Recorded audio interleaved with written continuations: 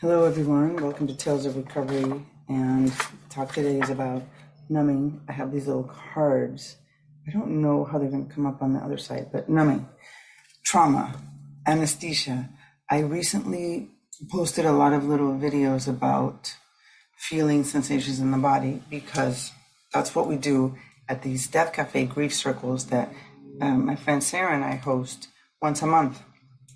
And what we've been working on, because it's been developing throughout the past 3 years. Death Cafe started as a thing where we just, came in to talk about our ideas about death, our fears about death, our beliefs about afterlife or whatever, and about being alive and so on and so forth. But then my mom got really sick. Sarah's dad kept getting iller, and it is now turning more into a space where we collectively practice grief and we share from our hearts. And we're coming back to earth-based, old school ancestral ways of really allowing to feel and to grieve and to have different types of meaning-making rituals that allow us to alchemize and process our pain and then turn it into praise and into an ability of staying alive and enjoy and to balance those two out, to not be always grieving and depressed, and not to always be bypassing and pretending you're perfect and spiritual, because that doesn't exist. And so these cafes came about because the part of what we do is an embodiment practice, right? And a lot of my work is embodied consciousness, which is, you can call it yoga, you can call it mindfulness, you can call it being aware that you have this body, this organic computer that talks to you and that wants to protect you and wants to have you thrive and wants to have you enjoy life. But there's so many things that get in the way of that happening. And the first one that I want to talk about here is trauma. There's three words, there's trauma, numbing, and anesthesia. And when I put out these videos to talk about one of the things that happens at Death Cafe was, hey, we need to listen to our bodies because our bodies are communicating to us. And we really aren't taught that. We don't really get emotional intelligence classes at school or in our society. We're getting a lot more now, but if you're my age or, and then you have kids that maybe, even if they're younger and you aren't doing this work and you're my age, we're not passing that wisdom to the kids. Maybe schools, I don't know, but the intelligence of our bodies, of our emotions, and these signals that we don't really know how to listen to. One of the girls asked me a question from it was actually several people that asked, how do I listen to my body? How do I know what my body is communicating to me? And of course, it takes practice, and it's not a simple thing. We think it's a simple thing, right? I'm hungry. I'm going to eat the food. I'm listening to my body. I'm tired. I'm going to go take a nap. I'm listening to my body. I have to pee. I'm going to go to the bathroom because I'm listening to my body. But how many of us bypass all of those messages? You're hungry, but you're not going to eat because you're trying to lose weight, but you have to finish this project first, and you are just on an adrenaline rush. You're tired, you need to take a nap, but you can't. You can't nap because you got to keep on going because you got to get this thing done because so-and-so is going to come in and you need to be done by the time they come in, and I'll sleep when I'm dead kind of mentality. I have to pee. I'm going to go to the bathroom, but not right now because I have to do other things. And we've given up the power to stop and pause and listen to our bodies because we have been taught to numb out and to bypass our needs because we're in such a culture of rush, rush, rush, go, go, go. And because of trauma. So here's my little trauma. What is trauma? It's let me see if I can take these off because it's really hot in here. The trauma is the word for a wound, right? It's when you've been hurt. Right? Like there's a trauma when you break a leg. You've broken your leg. There's trauma to the bone. Now you have to put it back together and wait for it to heal. And it may or may never heal back to the way it was before it got broken. It may heal even better. It may be even stronger. You don't know, but that's trauma. It's like a broken part, something that was taken out of its natural state. And the way, people are throwing trauma left and right, is okay. We're all learning, we're all talking about it, but there's also a responsibility of us to realize that we can talk about trauma all we want and want to just blame it all on the trauma. But most of what I wanted to talk about with this one person that asked me, how do I listen to my body? We have to first stop numbing it. And that's the other little card here, numbing. Because what we do with trauma, and it's like an early wound, for example, your dad never told you you were beautiful as a little girl, or some assholes at school called you ugly or fat, and or I'll give one of my examples. They used to call me surfa, and I thought that was really cool, and because I'm a surfa girl. No, they called me surfa because I was like this little stick, and in the culture that I grew up in, that wasn't considered attractive, right? To be skinny like a little stick. And so my trauma learning out of that was, fuck, eat more, go to the gym, work out, punch it out, so that you can have this voluptuous body, because you're too skinny, you're a little surfa. And the other way, people could be like, well, you're too fat, you gotta lose weight. And so this whole thing about not accepting and enjoying and really loving your body in a healthy, conscious way. And Lunita's coming on here, I think tomorrow, in the next couple of days here, to talk about that as well, which will be a great podcast too. But the way that we're wounded, if we're not careful, and society by its very nature traumatizes people. I mean, we live in a society that doesn't, this is what I've heard Gabor Mate say, doesn't value the human values of empathy and compassion and connection and community, right? The society values aggression, exploitation of people, individualism, using other people to get, higher up on the ladder or better in this or that. And so we don't have much of a chance, right? I mean, the society is aggressive as it is, even in the most smallest intricate ways in our own families, right?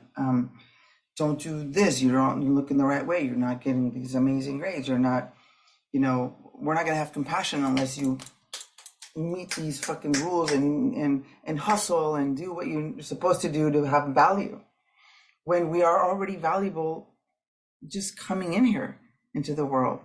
And we're beautiful and enough and amazing. And none of us really hold on to that because of situations we come into, because of the society, because of trauma, because of it's so much painful. And we're not allowed the space to be seen or heard in our own usness. Is that a word? Usness. In our own whatever we are.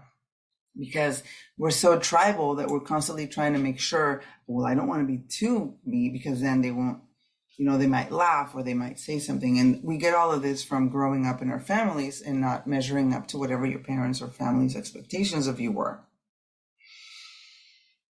So how do we get back in the body when our body has been having to protect itself from so long, because it's trying to belong, it's trying to survive, it's trying to manage these horrible pains and hurts and abuses that maybe we've been through.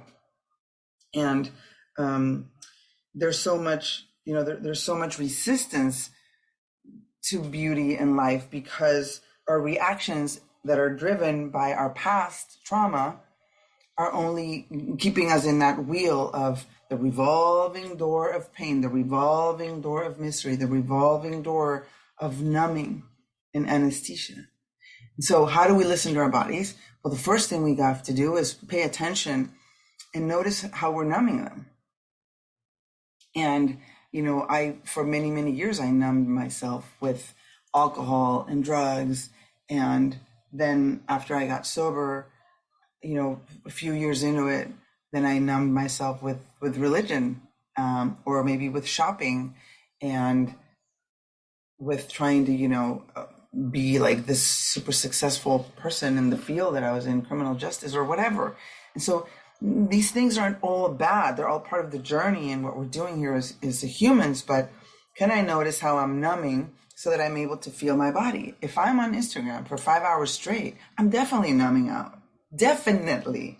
Even sometimes for 20 minutes. I mean, I have to put a timer on that motherfucker because I'll be on there without really paying attention. So bringing it back to how do I listen to my body?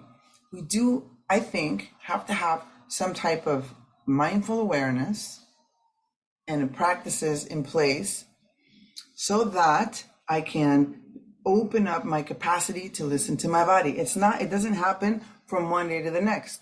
And so I always, any class I teach or I'm a part of, or any class I'm guiding, the biggest thing for me has always been self-compassion. And self-compassion is key because we are our worst enemies. We're constantly talking shit to ourselves. We're constantly re-traumatizing ourselves because that's kind of what we learn. So we learn that from society. We learn that from our culture, our parents, about how we have to be better and you're not good enough. And, you know, if you're Mexican, and this might be in other cultures, maybe not just the Mexican one, but the way to deal with shame or even vulnerability is to make a joke. And to make a joke and to laugh at other people. So we're constantly making fun of ourselves, of other people, cracking up. And it's fun once in a while, but it also can be kind of toxic. So if we can have that mindful awareness of, oh, that's kind of how my culture has taught me how to deal with this very humane, very human need to protect myself because it's too intense to be vulnerable.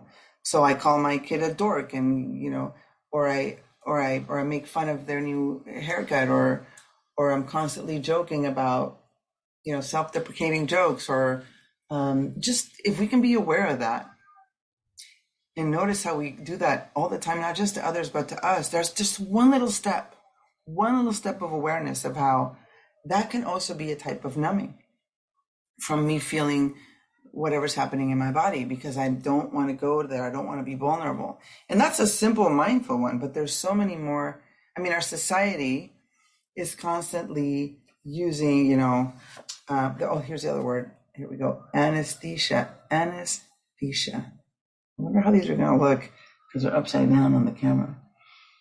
But anyway, anesthesia,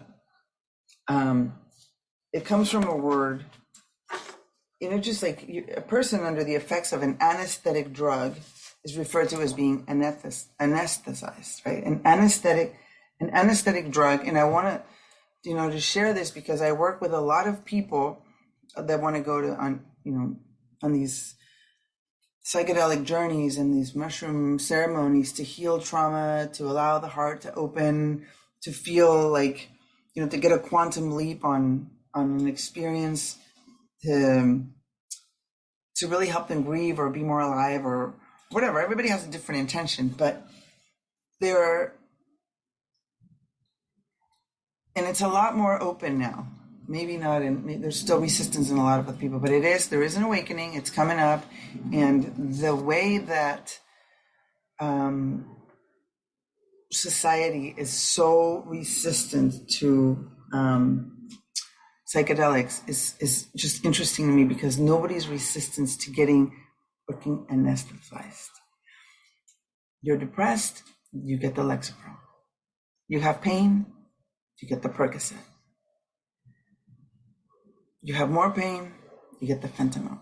The percentage of people dying of overdose because of pain medication is insane, and the resistance to allowing other forms of treatment to come through is also quite insane. I mean, there is, I would say maybe, I don't know what percentage, like 25% of the people that asked to work with me to come to ceremony in Mexico to help to work with psychedelics that are on these medicines that are pharmaceuticals. And they may have had their place, you know, and certainly if you're getting your tooth pulled out, yeah, you might want some pain medication to assist with that. Certainly if you're having your appendix taken out, certainly there's a place for that. And there might even be a place for antidepressants for a little bit, but I don't think they work. And I think we all know that they don't in the long run if you're not doing the work, because they don't allow you to feel. And what the Niños Santos or the mushrooms do, or these ayahuasca, these psychedelics do, is that they help you feel. You have to feel. There's no way out. I mean, once you're in the medicine, you might be resisting it and having a horrible time, but once you figure out that you need to surrender, and hopefully you're in good company of somebody guiding you through it, through the experience, somebody who's grounded, somebody who can assist you, somebody who can walk you through allowing these sensations to feel, somebody who has soft and calm and compassionate energy, you are going to be feeling some of the things that you've never felt before. And this is a great way to get out of these numbing techniques and anesthesia modalities that we're living in this society. And so, with a lot of, I suppose, curiosity, about why I'm numbing myself. It shouldn't be a shaming thing. I could already see, after I replied to some of these people, their mind going, oh my God, I'm numbing, I'm horrible. No. It's just like addiction. Numbing is, and maybe, an appropriate response to your pain. It's an appropriate response to your wound, to the wound that came, whether you were little, whether it was yesterday, whether it was your last relationship, or it's part of being in the human experience, right? Our hearts are going to be broken. We're going to be wounded, but our heart has the capacity in our body to recover. This is my jam right here, Tales of Recovery. How do we recover that birthright to feel, to get into the body somatics, to allow ourselves to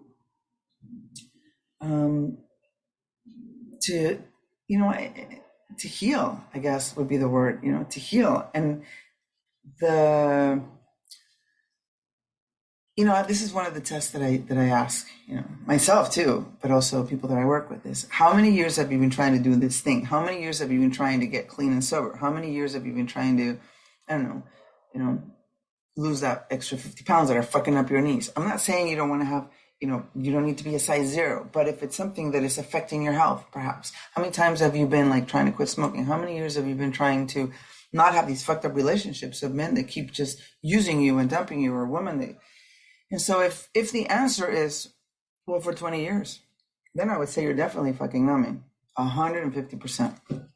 And that it's time to do some of this work and realize that the anesthesia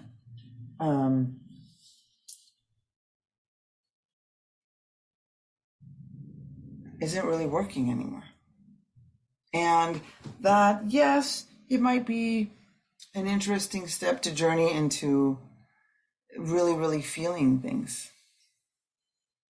One of my friends said, well, I really, really just enjoy smoking. And I really, really just enjoy my food and the way it tastes, and I love it. I'm like, yes, but you also have diabetes and you also have high blood pressure.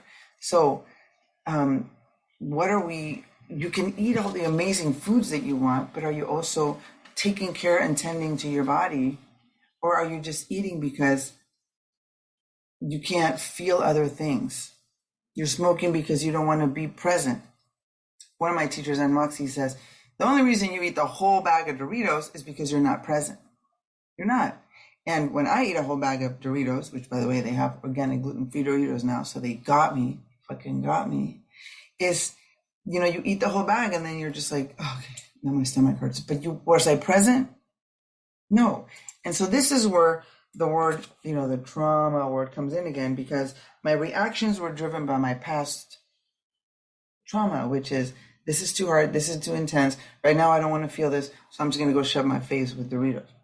Or this is too hard, this is too intense, I don't want to feel this. I'm going to get really, really busy and have 50,000 dinner parties, and I have to clean, and I'm going to help this person and help that person, and I'm just going to completely numb myself, pouring out to others, and be super duper tired until I get sick and hate everybody.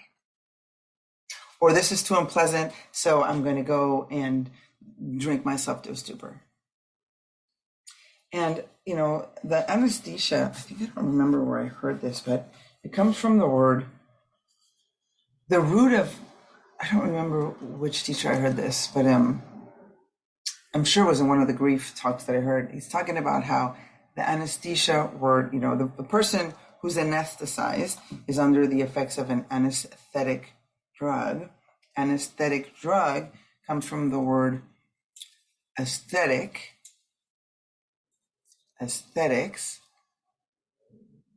which we have taken to be some sort of image. We've understood is that is so aesthetically pleasing, and is that an image that I have to give out to the world so that I can be pleasing to you, versus the true root of the word aesthetic, which is sensitive to something, perception, or pertaining to a sensory perception. And it derives from the I perceive and I sense and I learn. So it should really, the root of it is that it should be something that I sense in my body, that I feel so beautiful, and that I love, my whatever, my belly or my teeth or my eyebrows or whatever, because I perceive that I am in this body, because this is the body that was given to me and this opportunity to be alive, and that it's okay to be in this body, and that I love it. Versus what we typically do, which is, my teeth are crooked, there's too many wrinkles, my arms are a little flabby, my hair isn't, straight enough, because we think that the aesthetics need to be from the perspective of outside of what society says in the magazines and in the culture and whatever fads are happening in whatever tribal group you're in, whether or not they're going to accept you. I see, my kids when they're teenagers, or other teenagers, or friends that I hang with, it's like, oh no, I have a zit, or, it's all over. Like, I really do remember, being like in a really horrible mood because some of my clothes wouldn't fit, or I didn't have the perfect outfit to go out, and literally just like, having this really angry, massive attack of, I felt like a tantrum. And then just noticing it, like, whoa, I really just fucking lost my shit just because I don't have, something to wear. What the fuck is that? Hold on a second. Okay. I had to take a little pause there. So we're back to the aesthetic part of beauty, which is beauty, which I think and consider to be beauty of the heart. And that in itself is when you begin to listen to your body and to dissolve these past wounds and dissolve them. They have to be dissolved through the body, through dancing and through, mushroom journeys, and through rage exercises and grief circles, and through mindfulness, being present. And it's a little bit by little process, but it's with a lot of compassion. It can certainly be done. I know it can be done because, well, I've been doing it for the past freaking 25 years. And, we're never done. I know I have a lot of things to continue to grow in and heal, but I certainly know that I'm not fucking numbing out with alcohol and drugs anymore. Or with shopping, or with, hustling and trying to just be number one. I've come to the conclusion that slow and present and organized, yes, and is so much softer and smoother for my life and for everybody else who's around me. And you can still have fierce compassion and be firm about your choices, but also soft about the way you go about them. And trauma work, when you say, well, how do I do trauma work? Well, you can work with me. Of course, you can find a somatic experience practitioner. You can go to EMDR, which is, there's so many different kinds of therapies nowadays that are specifically for working with trauma, and psychedelics are a great option. And with a person who, like I said before, is grounded and is also doing their own work. I'm about to start this 18-month or year program with compassionate inquiry, to be a compassionate inquiry therapist. And one of the things that they require as you're doing this program is that I'm also in therapy, because so many triggers can come up and so many things. And so when you are finding your person to sit with, ask them, hey, what kind of work are you doing to stay grounded? And don't be embarrassed to ask. That's fucking conditioning and trauma. Like, you can't ask these things. How embarrassing. You can ask whatever you want, especially if you're putting yourselves in the hands of another person for this deep healing and profound experience, which is sitting with the mushrooms or whatever other plant medicine or MDMA or whatever it is that you're going to choose. The person's holding your space. You can ask them, are you in therapy? What kind of work have you done? What kind of practices do you do? And I'm sure you'll probably know the person, and you'll choose them because of their vibe. But sometimes people just are showing up to these ceremonies without even knowing what the heck. I mean, it's happened to me.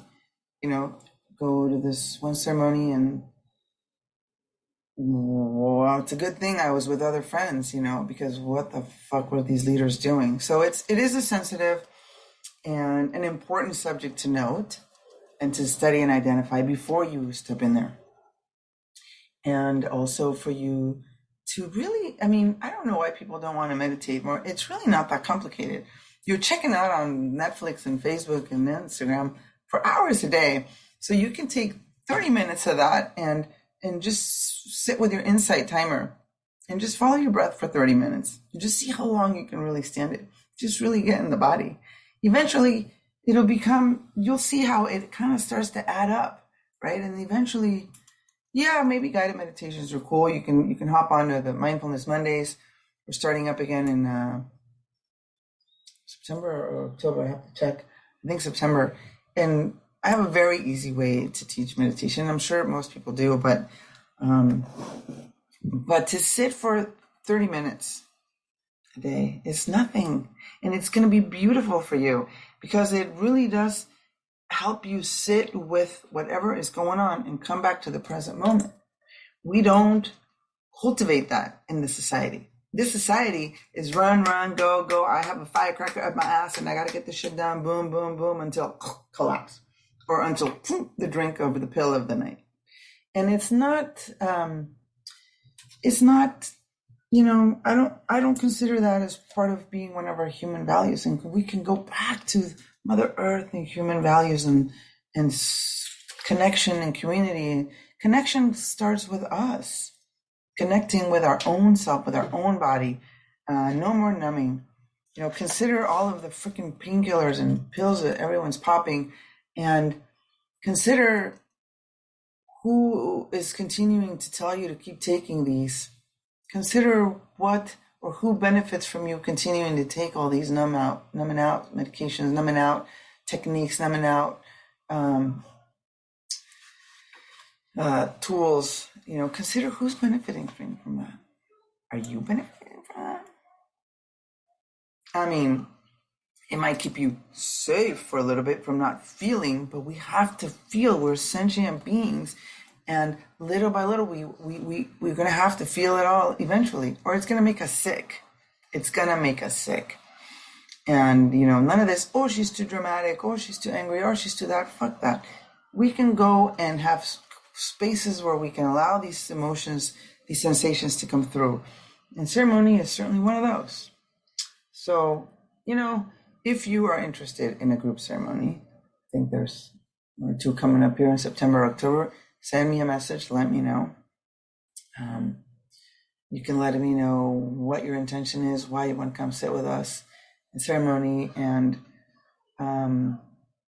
what you're looking for in this healing. We're also having a Death Cafe retreat, September 25 and 26.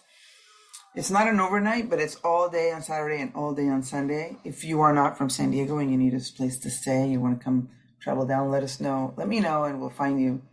I think we have a couple of spaces where we can have you guys spend the night. And that's a retreat about preparing for, dealing with all of the legal issues about how you want to die, and preparing for, having your will and all that stuff in order. Because even though that sounds scary, once you do that and confront that this is a reality, that it's not really a big deal. I mean, we're all going to die. There's no way out of that. But if you plan and prepare for all that, then you have two opportunities. The first one is to go on about with your life. You've taken care of that. Okay, now let's live. The second one, since you're doing all this paperwork and all this stuff, you're really going to be able to see where you've been numbing. You're really going to be able to see what you've been really so afraid of. And this is a beautiful opportunity to step into the work. Step into the, I don't want to be anesthetized anymore, because this shit is going to end. And so I want to feel and perceive and have this sensitivity, and also practice training my body to not just let loose and do whatever, but to take its, to listen to the messages from the body, and also to train it to be, good for me, and to take me to the places that I want to go, and to be with the people that I want to be with, and with an open heart, so that I can sense love and receive love and give love without, with healthy, beautiful boundaries, without just, giving it up for the wrong reasons or whatever. So in the body is where we live. In the body is where we heal. In the body is where we sense things, and that this information can come through. So if you're numbing out and you want to stop numbing out, reach out. There's hope. There's tools and there's hope, and it's not over till it's over. Thank you for listening to Tales of Recovery. We will see you next time. Oh, please like and subscribe and share it and the whole thing. Bye-bye.